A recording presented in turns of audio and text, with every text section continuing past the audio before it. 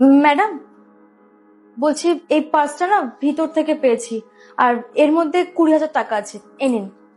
তুই কি করে জানলি যেটার মধ্যে 20,000 টাকা আছে?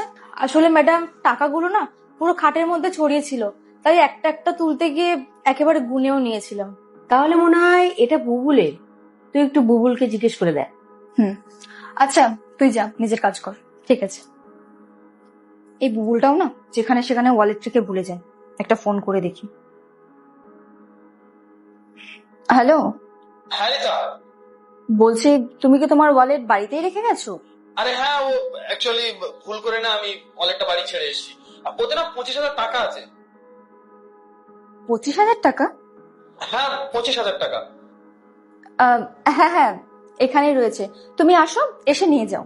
হ্যাঁ হ্যাঁ, তুমি দেখো, আমি এক্ষুনি যাচ্ছি। কি হলো? বুবুল কি বললো?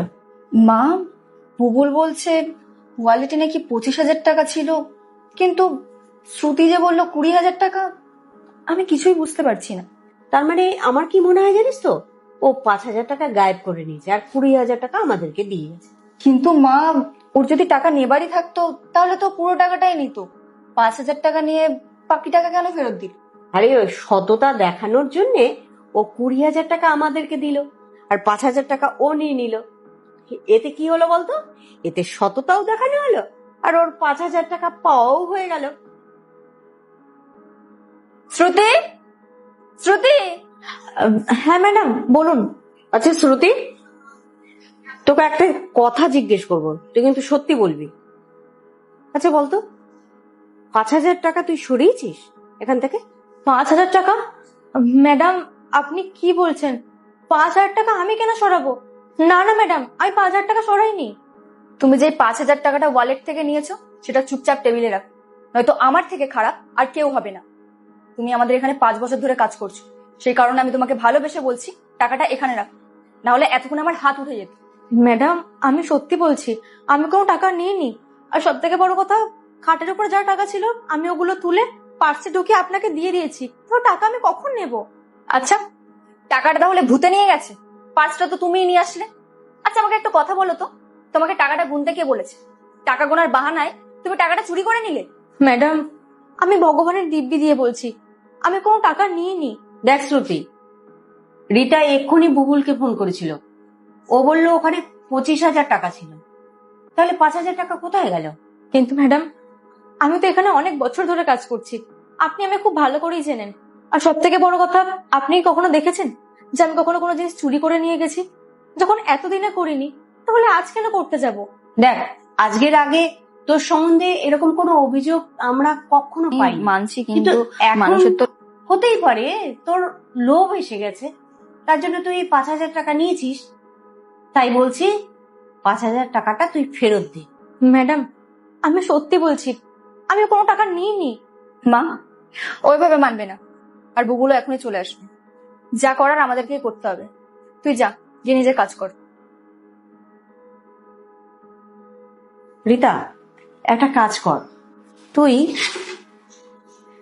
এই 5,000 টাকাটা ওর পার্সে রেখে দে। তা নয়তো বলতো বুবুল এসে কি ভাববে, অকারণ একটা অশান্তি হবে না। রেখে দে তুই এটা। তুমি ঠিকই বলেছো মা। আর রইলো শ্রুতির কথা, মাসের শেষে ওর মাইনে থেকে আমি টাকাটা কেটে নেব, যেহেতু চুরিটা ওই করেছে। কি যে করি না আমি, টাকার জন্য মাঝ রাস্তা থেকে ফিরে আসতে হলো।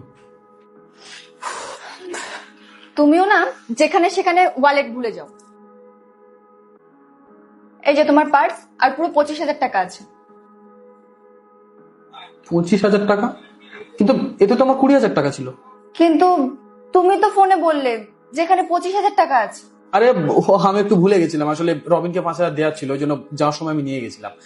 ওয়ালেটটা ছেড়ে গেছি আর ওই টাকাটা পকেটে নিয়ে চলে গেছিলাম। তুমি জানো তোমার এই ভুলটার জন্য কত বড় ভুল বোঝাবুঝি হয়ে গেছে? ভুল বোঝাবুঝি?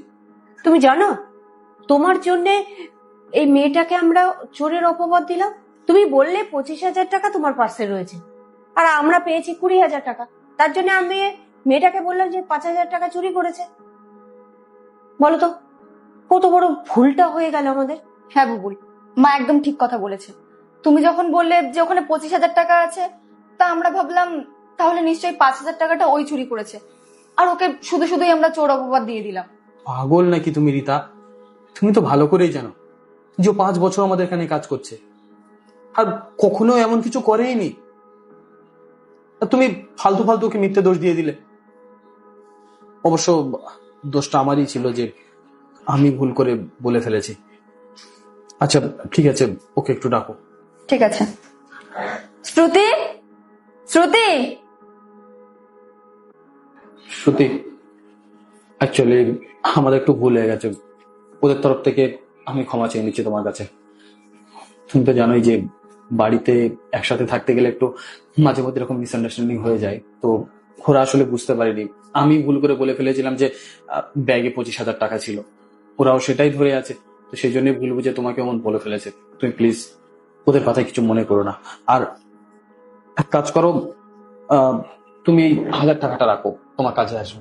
না সাহেব, টাকাটা আমার লাগবে না। টাকাটা আপনিই রাখুন। আর এটা কিসের টাকা দিচ্ছেন? আমার সততার টাকা? আর ম্যাডাম, আপনাকে তো আমি অনেকবার বললাম যে টাকাটা আমি চুরি করিনি, কিন্তু তার সত্ত্বেও আপনি আমার কথা বিশ্বাস করলেন না। আর যখন আপনার জামাই এসে বলল যে হ্যাঁ টাকাটা ছিলই না পার্সে, তখন ওনার কথাটা বিশ্বাস করলেন। আর তারপর আমাকেও ডাকলেন, আর এখন আমার কাছে ক্ষমা চাইছেন।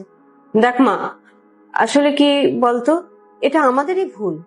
কিন্তু কি হয়েছে কি জানিস তো, বুবুল এসে বলল যে এরকম যে ওর পার্সে নাকি 25,000 টাকা ছিল, আর আমরা পেলাম 20,000 টাকা। তার জন্য ভাবলাম যে 5,000 টাকা তাহলে কোথায় গেল। সেটাই ভেবেছি যে তুই হয়তো নিয়েছিস 5,000 টাকা। এটা আমাদের ভুল হয়ে গেছে রে মা, আমাদেরকে ক্ষমা করে দিস। না না ম্যাডাম, ক্ষমা চাইবেন না। আর ম্যাডাম, আপনি তো আমায় খুব ভালো করেই চেনেন। হ্যাঁ মানছি, আপনার বিয়ে হয়েছে কিছু বছর হয়েছে, কিন্তু আপনি এত বছর ধরে এই বাড়িতেই থাকতেন আর আমাকে ছোট বোনের মতন মনে করতেন।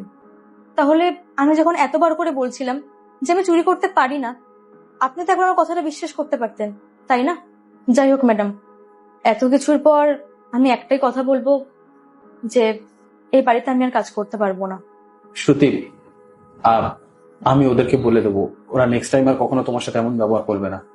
আর বললাম না, ওদের তরফ থেকে আমি ক্ষমা চেয়ে নিচ্ছি।